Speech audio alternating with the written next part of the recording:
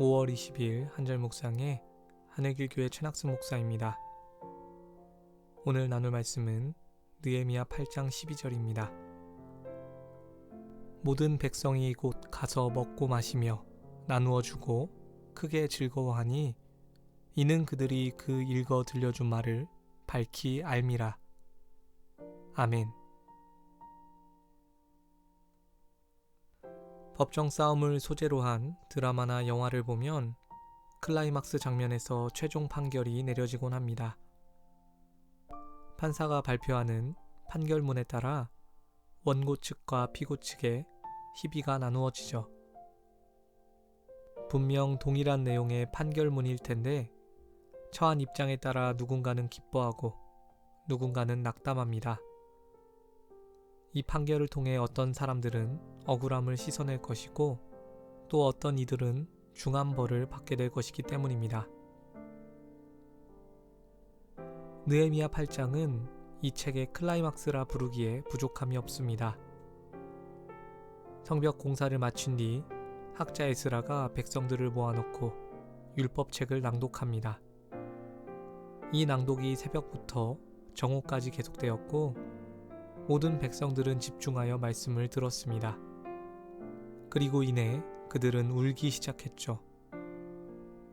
왜냐하면 지금 그들이 고난받고 있는 이유를 깨달았기 때문입니다. 우상 숭배에 빠져 하나님을 멀리 떠났던 그들에게는 율법책의 말씀이 징계로 들렸습니다. 율법에 기록된 하나님의 징계와 현재 그들의 상황이 일치했기에 눈물이 저절로 흘렀던 것이죠. 그러나 그 광경을 지켜본 느헤미야는 레위인들을 시켜 슬퍼하는 백성들을 달랬습니다. 대신 그들에게 먹을 것과 마실 것을 주며 크게 기뻐하도록 명령했습니다. 그렇게 하자 마치 언제 그랬냐는 듯 모든 백성들이 즐거워하기 시작했습니다. 독자로서 이런 갑작스러운 분위기 전환이 조금은 당혹스럽기도 하지만 오늘 말씀을 통해 그 이유를 알 수 있습니다. 슬퍼하던 그들이 갑자기 기뻐할 수 있었던 이유는 말씀에 대해 밝히 알았기 때문입니다. 하나님께서 모세를 통해 주신 율법이 징계하기 위함이 아니라 그들의 행복을 위한 것임을 깨닫게 된 것입니다.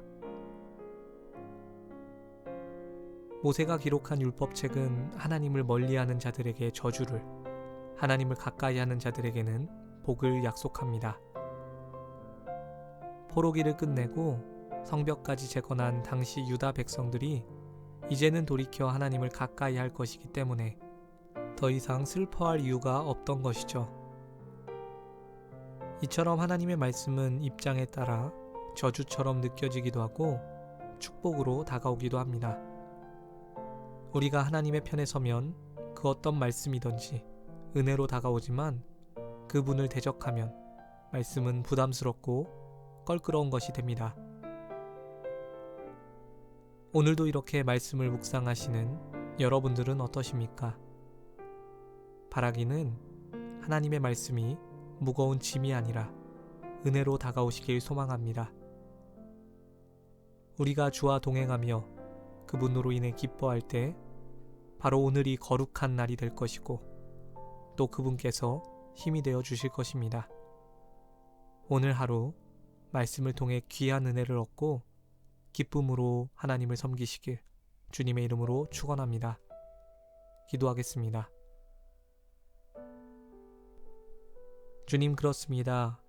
주님의 다시 오심이 믿지 않는 자들에게는 멸망의 메시지인 것처럼 하나님을 멀리하는 자들에게 그분의 말씀은 껄끄럽고 어려운 것으로 느껴질 수밖에 없습니다. 그러나 우리가 하나님의 편에 서면 하나님의 말씀이 꿀처럼 달고 우리에게 빛으로 다가오게 될 줄 믿습니다. 주님의 말씀에 은혜 받는 사람들 되게 하여 주시고 그 말씀 따라 살아가게 하여 주시옵소서.